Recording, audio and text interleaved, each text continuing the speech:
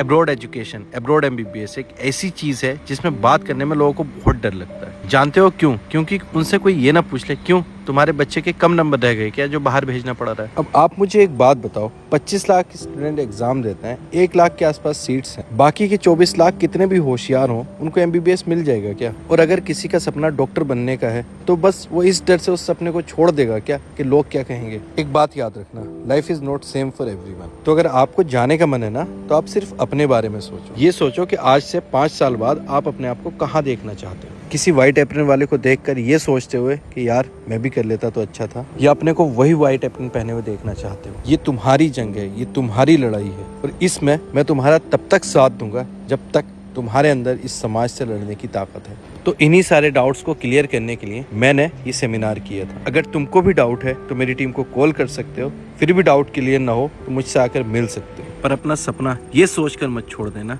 कि लोग क्या कहेंगे।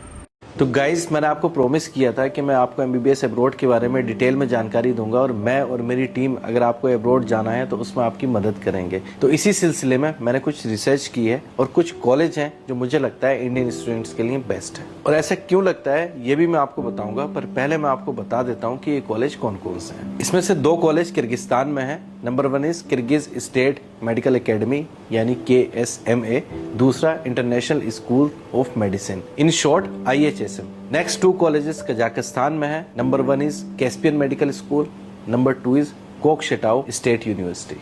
फिर एक कॉलेज जॉर्जिया में है जो है जॉर्जियन अमेरिकन यूनिवर्सिटी, ताजिकिस्तान में ताजिक नेशनल यूनिवर्सिटी। और जो मेरी लिस्ट में लास्ट कॉलेज है वो है बारबाडोस में, उसका नाम है ब्रिज टाउन इंटरनेशनल यूनिवर्सिटी। और ये कॉलेज मुझे बेस्ट क्यों लगता है, इसके कुछ रीजन है। नंबर 1, ये NMC की गाइडलाइंस को फॉलो करता है। NMC ने जो गाइडलाइंस सेट किए हैं कि एमबीबीएस का कॉलेज कैसा होना चाहिए, ये उन सारे पैरामीटर्स पर खरे उतरता है। जैसे कि यहाँ पर एमबीबीएस 5.5 साल का है, जिसमें से 4.5 साल आपकी पढ़ाई होती है और 1 साल आपकी रोटेटरी इंटर्नशिप होती है। नंबर 2, बहुत ही इंपॉर्टेंट चीज, इन कॉलेज के जो मैनेजमेंट में लोग हैं उनमें से ज्यादातर लोग हैं इंडियन है। इनमें से जो एक कॉलेज है KSMA, उसमें वर्ल्ड की लार्जेस्ट एनोटमी लैब है, लार्जेस्ट लाइब्रेरी है, और ये चीज आप गूगल पे सर्च कर सकते हो। और आपको FMG निकालने के लिए, तैयार करने के लिए इंडियन फैकल्टीज अवेलेबल हैं जो mainly top most Indian colleges like AIIMS, MMMC या फिर KGMC से हैं।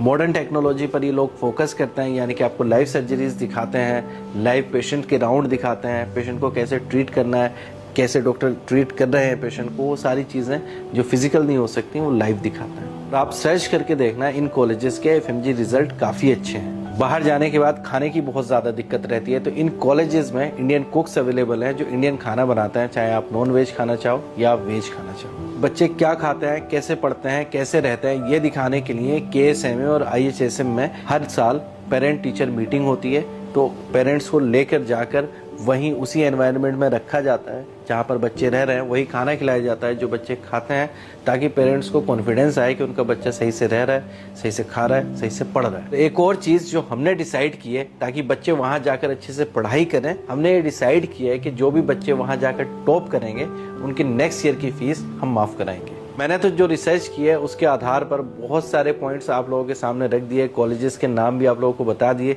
कुछ और भी अगर आपको डाउट रह गया हो तो कमेंट करके पूछ सकते हो। अगर मिलना चाहो तो मुझसे आके मेरी OPD पर मिल सकते हो, या फिर घर बैठे हुए इस नंबर पर फ़ोन करके अपने डाउट क्लियर कर सकते हो।